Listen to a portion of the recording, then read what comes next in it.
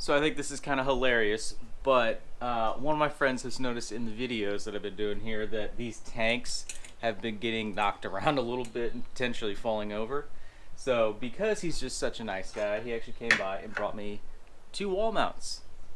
So before I do anything else this morning, I'm gonna go ahead and hang some wall mounts up, get 2 of those tanks put away, and not knock them over ever again. So thanks, Dan. You know who you are. I'm just saying, I have some really cool friends. Complete surprise that this has dropped by, or all 3 of them I should say.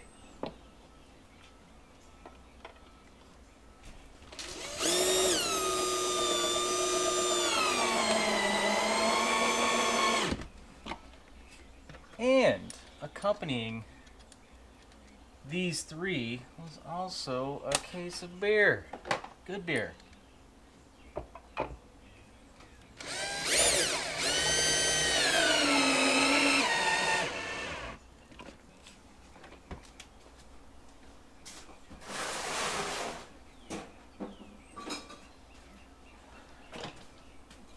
My extra cylinder here. This is awesome. I usually would store those, if you've seen in other videos, which this person did. I stored them right here. So I still haven't cleaned this space off, but they were just tucked into the corner. They kept getting bumped into, and now we have a nice clean solution. So it's actually the second thing I've recently added to this wall. I used to have my electrical box in this same area, and I didn't know exactly where it felt like it should have gone, but I was taking some measurements and it fit perfectly within the corner of here. So I got that hidden. So that's 2 things, or technically 4 things off of my workbench, which is awesome. So the more room, the better.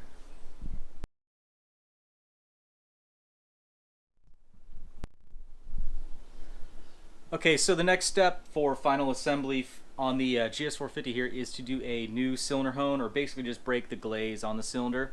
We're going to reuse the stock pistons, but we're replacing the rings with just some new fresh rings. So to do this, I'm going to go ahead and use a silica carbide based ball hone with a 320 grit on it, just a little bit finer. And then we're going to go ahead and use that with just a basic Castrol 1030 non-synthetic. So we'll do that. I have a little like a drip tray set up here, just holding the cylinder in place, and that's going to catch any kind of oil coming out of the bottom. And then afterwards, we're going to go ahead and clean it. I've got, I like to use Dawn dish soap, but we're going to go ahead and I'll go into the basement, into my kind of like my slop sink, and just rinse it out with a nylon brush and just get everything clean that way. So anyway, I'm going to go ahead and set the camera down, get started on this. Get some gloves on.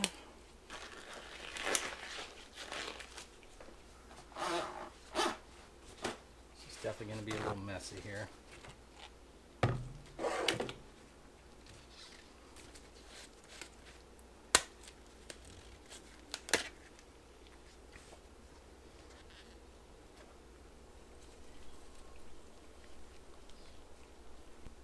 Make sure to get oil coated on the entire cylinder.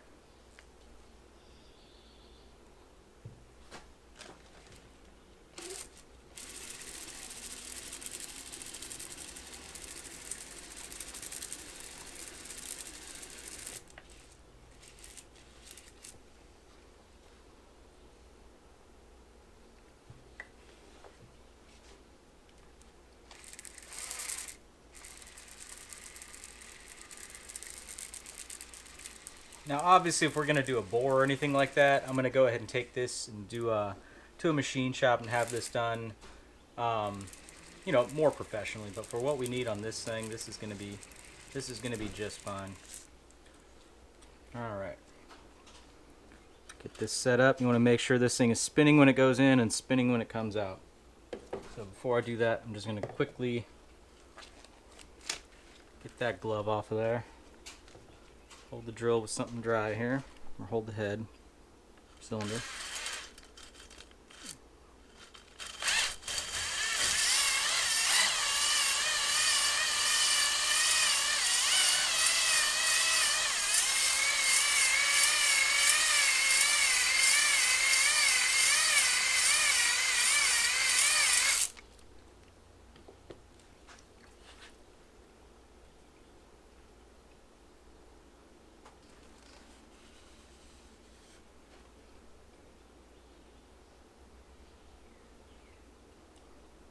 Alright, I'm going to do that again, but I'm going to go a little bit faster on the up-down.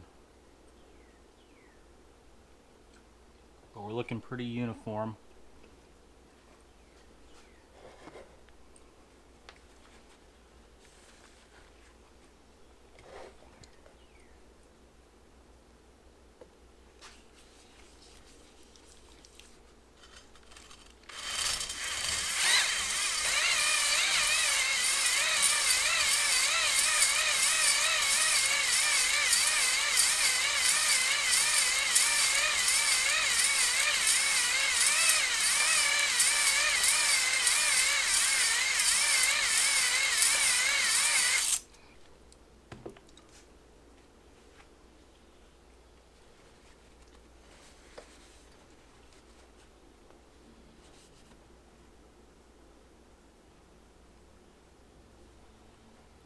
Alright, that's looking better. I'm going to do the same speed, but I'm going to make sure I just get a little bit more precise on pulling that thing out. Insert jokes below.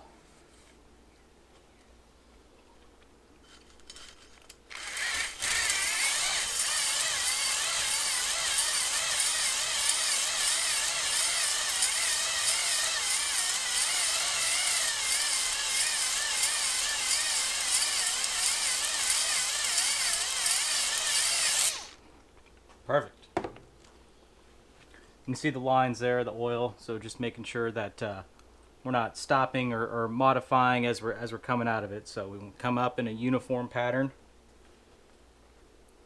So I'm gonna go ahead and leave it there. We don't want to spend all day in with the hone here.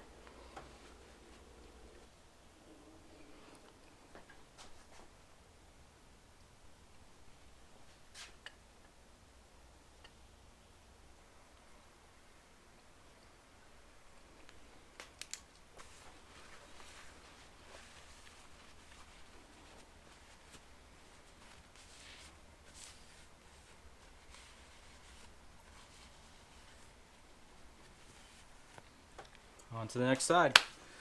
Gonna go through gloves like crazy on this.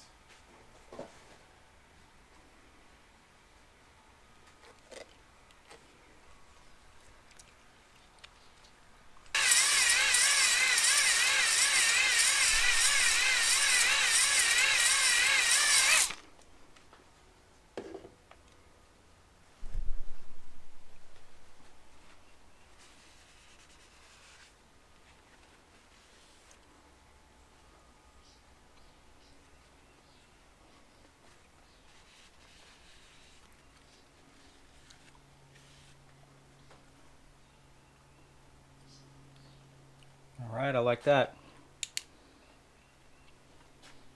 Now this is not going to be brand new, but this is a logical step for this bike.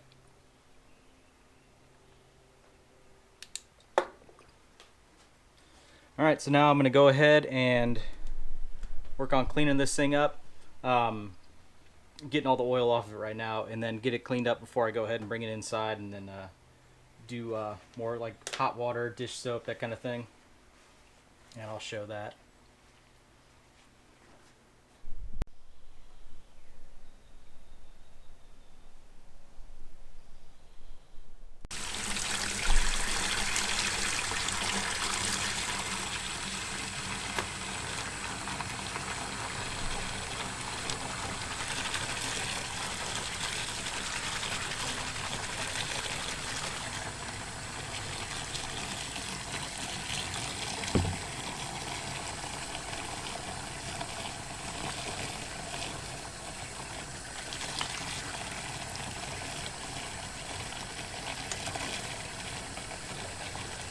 Here on the Brickhouse Builds channel, we show you different ways to do your dishes or to use your kitchen utensils.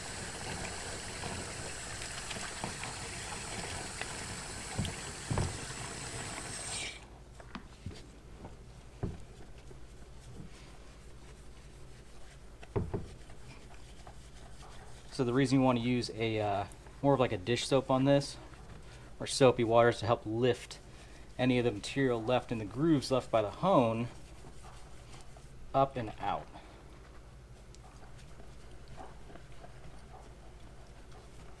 Whereas like a solvent, you know, I know you guys have seen me, I have that solvent tank. You know, that's not going to accomplish what you want here. And I am in no way claiming to be an authority on this. It's just based on what I've learned.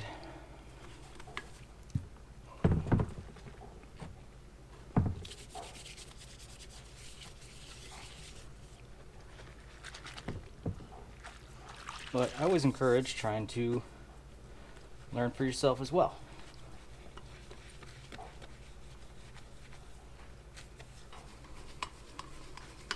So then once this is done, once I'm done with this, I'm going to go ahead and just turn the hot water on again. We're going to rinse it all clean, and then it's going to be a race to get out to the shed to air dry and then get some oil back on the cylinder walls.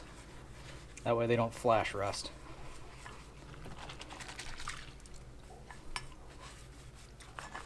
Alright. Quick scrub in here for fun.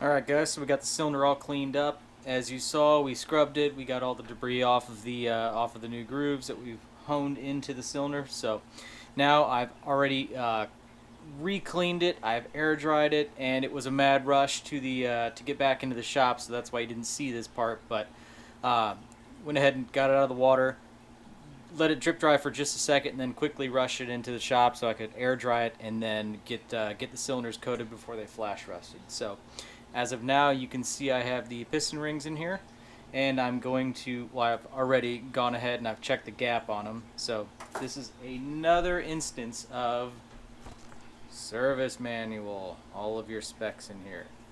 So I'm going to keep preaching that. But anyway, every ring, they're brand new, top, bottom, in both the top and middle section of the bore, gap out to 030.